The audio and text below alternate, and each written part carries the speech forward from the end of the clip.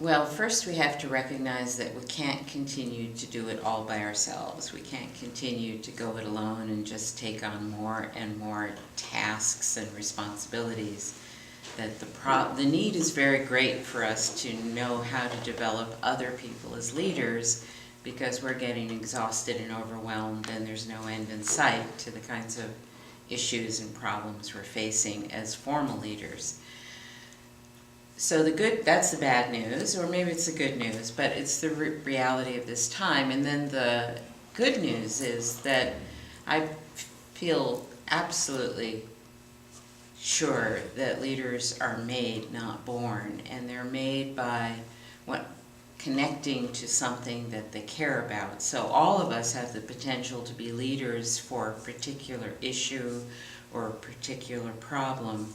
That's why I use the definition that a leader is anyone willing to help, because I've seen hundreds of thousands of people step forward when they care about something. So whether they care about what's happening to their child, what's happening in their child's school, what's happening in their neighborhood, what's happening in their nation or the world, but it's that connection between seeing something that won't let you go and then realizing, well, I'm the one who has to take action.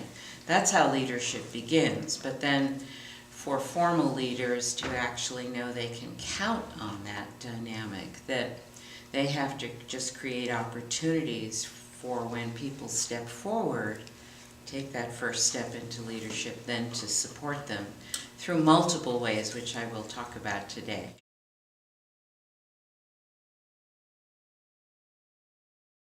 Our traditional approach to solving problems is to put up a flip chart and write down every issue that people name, every problem.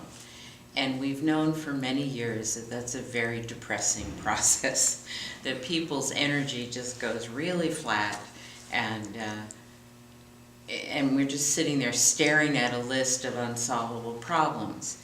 The very process of listing problems takes away our creative energy, and that's well demonstrated.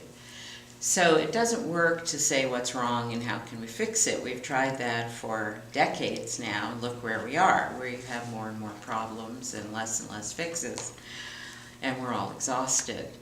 When you change the question to what's possible here, what do you really care about, what would make a difference in your life, not all the things that have been wrong in the past, but what's possible in the future. That releases people's creative energy. It inspires us, and the human spirit is capable of enormous energy and commitment, even under pressure and difficult circumstances. But we have to ask the right questions. So when you go into the what's possible, and then the next part is, well, who cares enough to work on it? That's very important, because people will just, put up dreams, and it has no foundation in that who's going to do the work. So the next question always is, so who cares enough to sign up for this? And then the list winnows down, by the way, But you get creativity, you get imagination, all by just switching the question from what's wrong to what's possible.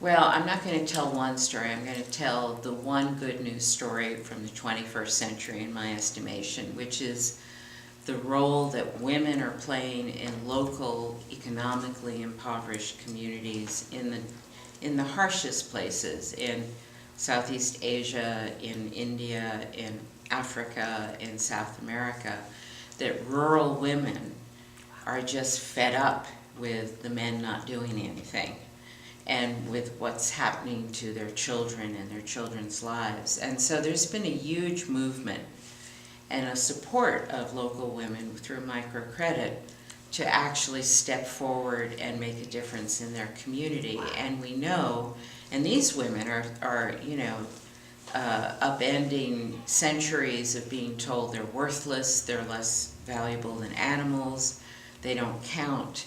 And yet when you give women economic means, whether it's, baking something or cooking something or sewing something, and they develop money, We now know that they return 70% of that to the community, and everything improves. The children are healthier, the literacy rate increases, the women learn to read, the children go to school, the whole community starts to look a lot better.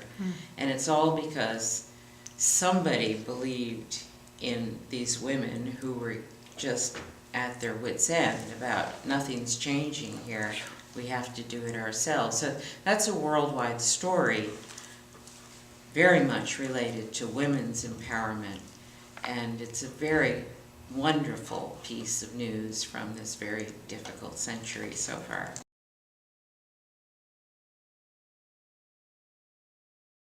It's actually a wonderful setup. If you don't have to deal with the large bureaucracy and can just focus on small-scale startups, that's where you need a lot of local leadership from unexpected places and people you never thought would be leaders. But it's also the right level of scale. No one gets enthusiastic about going to work for a bureaucracy, and we're all struggling with this increasing bureaucracy that's just taking more and more time to comply with. So the fact that you're doing local startups for me is wonderful. It's where the energy is, it's where you can build community, it's where you can really do work that is immediately meaningful. And what's also obvious is that the role of formal leaders in those startups is to keep the bureaucracy at bay. Okay. Try and create the conditions so that people can stay engaged, stay involved, stay energized and creative, and the leader has to deal with all the bureaucratic nonsense that's so prevalent these days. Unleash the creativity of local leaders. Absolutely, and it's the perfect level of scale. So I'm very supportive and very glad to hear that that's how you're organizing. That's what I'm recommending to people everywhere. Just forget about the large-scale systems and do your local work now. Because that's where the needs are greatest. It's also where the leadership is most abundant. And then we just have to keep the big bad bureaucracy off of our backs as much as we can.